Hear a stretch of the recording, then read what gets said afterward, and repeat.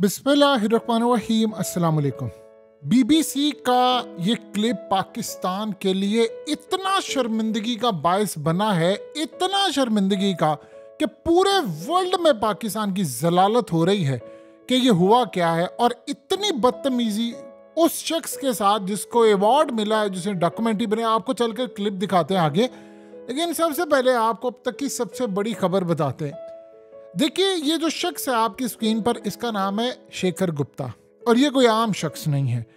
India के अंदर जो टॉप लेवल के जर्नलिस्ट हैं, इनमें शुमार होता है इसका नाम। और इंटरेस्टिंगली ये एक बड़े इदारे का फाउंडर है, चीफ एडिटर भी है। इसने एक ऐसी बात कही है कि आपको सारी गेम समझ आ जाएगी। इसने कहा है कि भारत के अंदर मोदी सरकार की ख्वाहिश ये होगी कि पाकिस्तान के अंदर जो आज़ाद उम्मीदवार जीते हैं और जिस पार्टी से ताल्लुक रखते हैं वो इक़्तिदार में ना आए। मोदी को सूट ही नहीं करता कि वो लोग आए इक़्तिदार में, लिहाजा वो उनके मुखालिफिन को इक़्तिदार में देखना चाहता है, वो किसी तरह नहीं चाहता। और भारत के अंदर इस सिचुएशन को इतना क्लोजली मॉनिटर किया जा रहा है, इतना क्लोजली मॉनिटर किया जा रहा है। वो वहाँ पर ये देख रहे हैं कि क्या सूरत हाल होती है, सिचुएशन कैसे अनफोल्ड हो रही है। और सबसे बढ़कर अमेरिका से लेकर दुनिया भर के अंदर जो सेनेटर्स बात कर रहे हैं, जो ऑस्ट्रेलिया से बात आ रही है, जो फलानी जगह से आ रही है, मोदी इस वक्त परेशान है। देखिए, मुबारक नहीं वो दे सकता भी। उसकी सबसे बड़ी वजह क्या है? वजह ये है कि अमेरिका ने अभी तक कोई मुबारक नहीं दी। वहाँ के सेनेटर्स कह रहे हैं बाइडेन को आपने इनको तस्लीम नहीं करना। इसके अलावा जो दुनिया भर के अंदर मामला था वो पहले से ज़्यादा ख़राब है। ये सूरत हाल इतनी ज़्यादा ख़राब हो चुकी है, इतनी ज़्यादा ख़राब हो चुकी है कि आप उसका अंदाज़ा भी नहीं लगा सकते। अब असल में भारत के लिए मसला ये है कि अब आने वाले वक्त में कौन तस्लीम करता है, क्या नहीं करता। किसी ने मुबारकबाद नहीं दी। पाकिस्तान की कौम सड़कों पर इस वक्त आई हुई है और पूरी दुनिया का मीडिया चीख चीख कर जो बता रहा है वो सारी चीज़ें सामने हैं। अब सबसे बड़ा सवाल यहाँ पर यह पैदा होता है कि मोदी खुश क्यों नहीं है कि आज़ाद उम्मीदवार जीत। देखिए, दो सिचुएशन यहाँ पर बड़ी अहम है। देखिए, दुनिया भर के अंदर ये केस स्टडी बना हुआ है, वो डिस्कस कर रहे हैं इसको कि कैसे एक शख्स जेल के अंदर बैठकर जब पार्टी उससे ले ली जाए, जब सारी चीज़ें उससे ले ली जाए, सिंबल सब कुछ चला जाए, उसके जो आज़ाद उम्मीदवार हैं उनको निशान अलॉट होता है और किसी को पता भी नहीं चलता। मीडिया पर ना वो जलसे हो रहे, ना कुछ हो रहा है। और वहाँ पर डिजिटल मीडिया को इस्तेमाल करते हुए लोग देखते हैं कि उसका बैनर किसके साथ लगे, वो ठप्पा लगाते हैं और वो कहते हैं जी हम 180 सीटें जीत गए। ये पूरे वर्ल्ड के अंदर इसको केस स्टडी के तौर पर लिया जा रहा है। जो सबसे अहम बात है वो देख रहे हैं, इसको हम केस स्टडी के तौर पर ले कि क्या मुहरकात थे, कैसे आने वाले इलेक्शन जो है। अब ये बात मोदी भी देख रहा है कि कैसे आप इस सारी सूरत हाल में, देखिए पहले होता ये था कि आपको बड़े बड़े जलसे करने पड़ते थे इलेक्शन जीतने के लिए। अब वो चीज़ खत्म हो गई है। आपको जलसे करने की जरूरत नहीं है। आपको सोशल मीडिया पर आप जलसे कर लें, आप जीत जाएंगे। पैसा लगाने की जरूरत नहीं है। आपको कोई जलसे नहीं करने दे रहा, रैलीज नहीं निकालने दे रहा, आपकी पार्टी ले ली गई, सिंबल आपसे ले लिया जाए, आप अपने आज़ाद उम्मीदवार भी खड़े कर सकते। अब मोदी को इस बात का सबसे ज़्यादा खटका क्या है? देखिए, ना तो वो मोदी भूला है अक़वाम मुत्तहिदा में की गई वो तकरीर जिसने फटियां तोड़ कर रख दी थी भारत के अंदर और पूरी दुनिया में जो हाल किया था, मोदी वो नहीं भूला। फिर मोदी नहीं भूला 27 फरवरी को, और जो उसके बाद ऑर्डर जारी हुआ था उस शख्स की जानिब से, उसने कहा कि अपनी एयरफोर्स को हुक्म दिया कि गिरा दो इनके, उड़ा दो इनको, जो करते हैं हम रिटेलिएट करेंगे। ये वो सारी सूरत हाल तो मोदी को पता है। अब वो समझता है कि अगर अवाम की बैक से ये आ जाते हैं, जैसे मिसाल के तौर पर अब ये जो आज़ाद उम्मीदवार उनकी पार्टी, वो सारे क्लेम कर रहे हैं जी हमारे पास है 180 सीटें। मोदी का ये कहना है कि 2 तारीख से ज़ायद अगर ये जीते हैं तो कल को इन्होंने भारत के खिलाफ को बड़ा इक़दाम करना होगा, या जो बड़ी सूरत हाल है तो वो कौम उनकी बैक पर खड़ी है। जैसे मिसाल के तौर पर ख़तरा ये था, देखिए सबसे पहले क्या चीज़ थी, आपको याद होगा आज से 2 साल पहले यानी जो फॉर्मर प्राइम मिनिस्टर, उन्होंने फैसला कर लिया था कि भाई हमने IMF के पास नहीं जाना। अब ये लास्ट थी, वो पेट्रोल सस्ता फलाना। अब एक उसका सलूशन ये निकाला था कि जो ओवरसीज पाकिस्तानी है वो अगर 10 लाख यानी तकरीबन 1 करोड़ और 20 लाख के करीब ओवरसीज पाकिस्तानी, उनमें से सिर्फ 10 लाख लोग इन्वेस्ट कर दें पाकिस्तान में एक सर्टेन अमाउंट, तो हम IMF से छुटकारा हासिल कर लेंगे। फिर प्लान ये हुआ था कि हम रूस से लेंगे, 40% सस्ता थे, उससे फ़ायदा ही आपका होना था कि आपने तकरीबन कोई आप ये समझ लीजिए हमने कुछ 12-13 अरब डॉलर के करीब बचा लेना था। जब आपने 12-13 अरब डॉलर बचा लेना था तो आपको IMF की ज़रूरत ही नहीं है, आप उनसे 2-2, 1-1 अरब डॉलर के लिए। अब सूरत हाल ये है कि आपको तकरीबन 35-40 अरब डॉलर पे करने हैं और हमारे पास पैसे नहीं है। मोदी को ये लगता है कि अगर ऐसा बंदा या ऐसी उनकी गवर्नमेंट आ जाती है तो इसके बाद फिर वही सिलसिला शुरू हो जाएगा इंटरनेशनल सतह पर, क्योंकि उसके जाने के बाद ये सारे मामला जो चीज़ें हुई हैं, इंडिया का ग्राफ आसमान पर गया। पाकिस्तान की इकोनॉमी चूंकि ज़मीन बोस हुई है, दुनिया के अंदर पाकिस्तान और इंडिया को कंपेयर किया जा रहा है। और आप जानते हैं क्या हुआ है, मोदी ने क्या किया था, उसने कश्मीर में भी यही काम किया। उसने कश्मीर में जाकर ये हालिया, असल में क्या हुआ है ये शायद पाकिस्तानियों को अंदाज़ा नहीं है, कश्मीर की मार्केट्स खोल दी गई हैं, वहाँ पर मीडिया भी जा रहा है किसी हद तक, यानी ऐसा नहीं है कि पूरा आज़ाद जा रहा है अल जजीरा को, लेकिन किसी हद तक वो हुआ, लेकिन वहाँ पर काम शुरू हो गया। अब सवाल आप पूछेंगे कि कश्मीरियों ने क्या मोदी को एक्सेप्ट कर लिया? नहीं, लेकिन मोदी ने वहाँ पर काम क्या किया, उसने वहाँ पर एक फिजा चलाई और वो कह रहा है कि देखो पाकिस्तान की इकोनॉमी को, वहाँ की करेंसी देखो, मेरे यहाँ पर देखो। यानी वहाँ पर उनके सोशल मीडिया पर कैंपेन ये चली कि पाकिस्तान की सूरत हाल देखो और हमारी देखो, पाकिस्तान के हालात देखो, हमारे देखो, वहाँ गाड़ी का रेट देखो, यहाँ देखो, वहाँ करेंसी देखो। हम दुनिया के यानी तकरीबन आज से चंद साल बाद तीसरी फिर दूसरी बड़ी मैशत बन जाएंगे।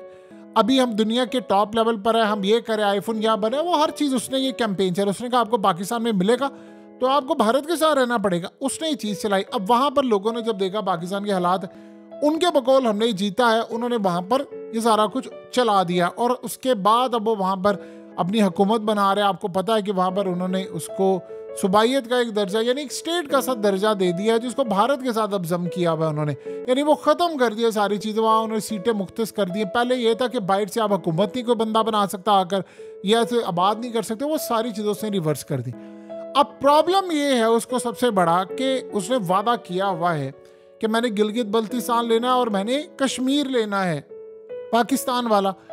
अब अगर कोई बंदा ऐसा आ जाता जो मेरी आंखों में आंखें डालकर, जिसने ऑर्डर दिया था पहले और 27 फरवरी हो गया था, फिर उसने ऑर्डर दिया था, तो फिर उसके बाद अभिनंदन हमारा चला गया सारा कुछ। ये अलग बात है कि उस रात मोदी का दिमाग भी खराब हुआ था, जो उसने हमला करना था और सारा कुछ। सवाल यहाँ पर क्या पैदा होता है, सवाल यहाँ पर ये पैदा होता है कि अब सूरत हाल ये है कि उसको ये बात आती है कि मैं कंपेयर करता हूँ, अगर IMF में इंडिया का बड़ा अच्छा खासा स्टेक है, अगर IMF से छुटकारा हासिल कर लिया तो कैसे वो पाकिस्तान को मैनेज करेंगे, कंट्रोल। देखिए एक बात बताइए, अगर पाकिस्तान से महंगाई खत्म हो जाती तो लोगों के मसले हल हो जाएंगे ना बहुत सारे। तो वो ये चाहता है, वो असल में अपने मुल्क को कहता है कि पाकिस्तान को मैं डिस्कस ही नहीं करता, कटा फुटा मुल्क है, फलाना, ये इस तरह की सूरत हाल है। तो आप यहाँ से अंदाज़ा लगा सकते हैं कि उसके लिए कितना खतरा है कि इंटरनेशनल सतह पर रूस से ताल्लुकात इनके बहाल हो जाएंगे, इनके चाइना के साथ होंगे। और उन्होंने एक और बात की जो योगी आदित्यनाथ ने की, उसने कहा अगर तालिबान ने इंडिया की तरफ आने की कोशिश भी की तो हम एयर स्ट्राइक कर देंगे। और ये बात उसने बड़ी क्लियर की। अब सवाल यहाँ पर यह पैदा होता है कि एयर स्ट्राइक करने के लिए वो कहाँ से जहाज लेकर जाएंगे। अब ये तो नहीं हो सकता कि पाकिस्तान की एयर स्पेस से उनके जेट जाएं, कहाँ से वो जाएंगे? ईरान तो जाने नहीं देगा, और इंडिया का अफगानिस्तान के साथ कोई बॉर्डर लगता नहीं है, और उसके बाद याद रखिएगा चाइना से भी उनका बॉर्डर नहीं लगता, यानी जो उधर से जाएं, यानी चाइना तो उनको इजाज़त नहीं देने वाला कि आप हमारे बॉर्डर से होते हुए जाएं। फिर उनको कौन सा मुल्क इजाज़त देगा? कोई नहीं, क्योंकि तालिबान ने यह बात कही हुई है कि जो मुल्क इजाज़त देगा कभी भी स्ट्राइक हम तो उसकी इंट से इंट बजा देंगे। और वैसे भी अब चाइना और रशिया उनको एयर डिफेंस सिस्टम देने जा रहे हैं। तो उन्होंने ये बात की। अब उनको प्रॉब्लम क्या है कि अगर ये आज़ाद उम्मीदवारों की इनकी हुकूमत आ गई तो इनका जो स्टैंड है वो तो तालिबान के साथ, अफगानिस्तान के साथ पॉलिसी बिल्कुल डिफरेंट है, लड़ाई नहीं है, दोस्ती है। तो ये उनके साथ मिलकर एक ताकत बना लेंगे, इनका सब कुछ हो जाएगा।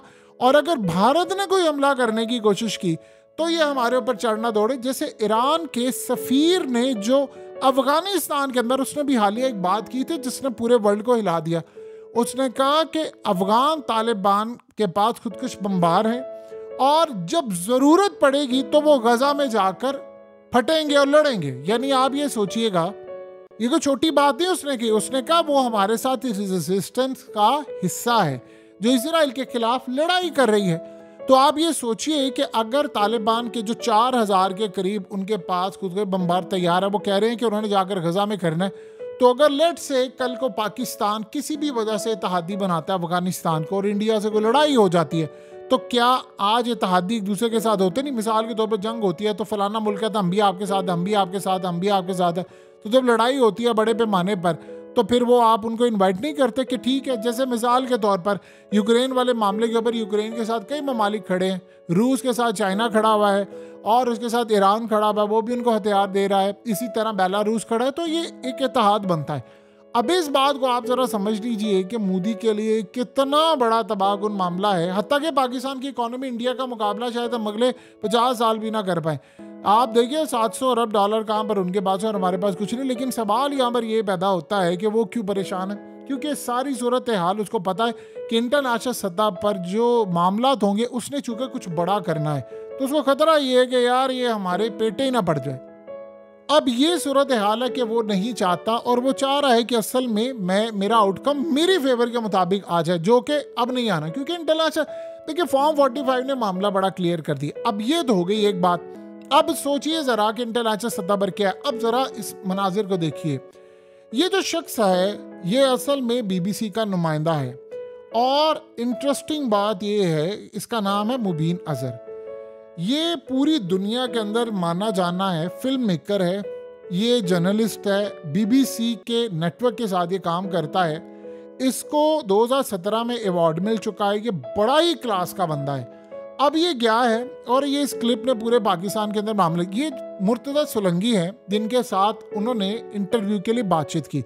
अब जब ये वहाँ पर गए तो उन्होंने कहा जी आपने हमें टाइम दिया था। उसने कहा कि नहीं मैं आपसे बात नहीं कर सकता, आपने फलाना किया। उसने कहा आप बताइए आपके मुल्क के अंदर साफियों के साथ क्या हो रहा है। और जिस तरह ये सारा उसने पूछा लोगों के साथ ये वो, उसने इससे बदतमीजी की और इसका फ़ोन ग्रैब करने की कोशिश की और उसको इंतहाई बदतमीजी से जवाब दिया, धक्के मार रहे हैं, उसको निकाल रहे हैं उनके कैमरा मैन को, रिपोर्टर फलाना। और ये असल में समझ लेते कि चल लोकल सतह पर ये मामला, ये बीबीसी की डॉक्यूमेंट्री है, ये कोई आम चीज़ नहीं थी। बीबीसी की डॉक्यूमेंट्री के इस हिस्से को पूरे वर्ल्ड में दिखाया गया है कि देखो पाकिस्तान के अंदर, वो कहता है कि मैंने तुम्हें टाइम दिया है। वो कहता है जी हाँ तुमने मुझे बुध का 6 बजे का टाइम दिया इंटरव्यू का, देकर तुम अब पुल आउट क्यों किया है, तुमने बैकआउट क्यों किया। वो कहता मैंने तो नहीं तुम्हें कहा। उसने कहा तुम झूठ बोलते हो, देखो मेरे पास तुम्हारा मैसेज है। उसका फ़ोन वो ग्रैब करने लगा था। ये सोच रहे थे पाकिस्तान है। अब इस क्लिप ने पूरे वर्ल्ड के अंदर अजीबो तरह से पाकिस्तान के खिलाफ इतना भयानक सीन पहुंचाया है कि वो एक तरफ तो पाकिस्तान में एहतजाज हो रहा है, सड़कों पर लोग हैं, इलेक्शन का मामला है, चीज़ें हैं, दूसरी तरफ ये मामला है कि बीबीसी के आप जो फिल्म मेकर है उसके साथ ये काम करे टाइम देकर। पाकिस्तान में तो ये आदत है कि हमें काम करने की, उसको फलाना कर लिया, धक्के मार लिए, झूठ बोल लिया। वो कहता है ये देखो ये को पाकिस्तान थोड़ी है। वो कहता तुमने मेरे साथ ये किया। अब उसने वो डॉक्यूमेंट्री रिलीज कर दी। अब इसी में असल में उसने जाकर बातचीत की इमरान रियाज से। इमरान रियाज से उन्होंने बातचीत की और इमरान रियाज से पूछा आपके डे कैसे थे, क्या दिन थे आपके। वो कह रहा है जी उसने बताया कि 142 दिन बड़े भयानक थे मेरे लिए। आउटसाइड में दुनिया को नहीं देख पाया, चीज़ों को नहीं देख पाया, मुझे नहीं पता था सच क्या है झूठ क्या है, मुझे नहीं पता था सही खबरें कैसे आ रही है फलाना। अब उन्होंने काम ये किया कि पूरे वर्ल्ड को दिखाया कि देखो ये सारा कुछ है। अब सोचिए ज़रा कि आप पूरी दुनिया में एक डॉक्यूमेंट्री बन रही है और आपको बीबीसी छोटा इदारा है, आप सोचिए ज़रा पूरा वर्ल्ड जो है उससे हिल जाता है उनकी वीडियो से, उनके डाटा से, और आप ये काम कर रहे हैं कि नहीं जी हमने ऐसा कर लिया, हमने वैसा कर लिया, हमने ये कर लिया। अब पूरी दुनिया के अंदर आपका उड़ाया जा रहा है मजाक। अब सोचिए ज़रा ये चीज़ भारत में होती थी, जैसे मिसाल के तौर पर अल जजीरा के नेटवर्क को वहाँ पर काम नहीं करने दिया जाता था, तो भारत में ये बात होती थी कि जी वो वहाँ पर मोदी ने काम किया है, वो साफियों के साथ ऐसे है। अब दुनिया के अंदर चीज़ें बदल रही हैं। देखिए पाकिस्तान का जो इमेज है वो डैमेज हो चुका, आपको इसको रिकवर करना है। अब अगर इंडिया ये प्लान बनाकर बैठा हुआ है कि जी हम उसके बाद जाएंगे और फलाना करेंगे, जी हमने गिलगित बल्तिस्तान जाना और हमने ये लेना, ये इतना आसान नहीं है। कौम का दिमाग इस वक्त ठीक नहीं है और उन्होंने सारा गुस्सा इंडिया पे निकाल देना है। जितनी ये तैयारी करके बैठे हुए हैं कि जी हमने जाना है, हम प्लेट में रखकर लेकर आएंगे, वो आप अंदाज़ा कीजिए उनके वहां के लोग कह रहे हैं कि जी मोदी डिस्कस कर रहा है रीजन के अंदर कि जी मैं जब वहां पर जाऊं तो इनको कहिए मुझ पर हमला ना करे। यानी आप अंदाजा कर लें कि मैं जाऊं वहां पर इनको कहे हमला ना करे, यानी तुम्हें प्लेट में रखकर दे दे। वो असल में ये समझ रहा है कि मैंने ये वाला कश्मीर ले लिया है तो जो 30% पाकिस्तान का है, गिलगित बल्तिस्तान और फलाना, वो भी मैं इतनी आराम से ले लूंगा। ये असल में होने नहीं जा रहा। सो आने वाले वक्त के अंदर जो पहले हाल हुआ था वो चीजें वैसे भी हो सकती हैं। ये ज्यादा दूर नहीं है मामला और इनको पता चल जाएगा।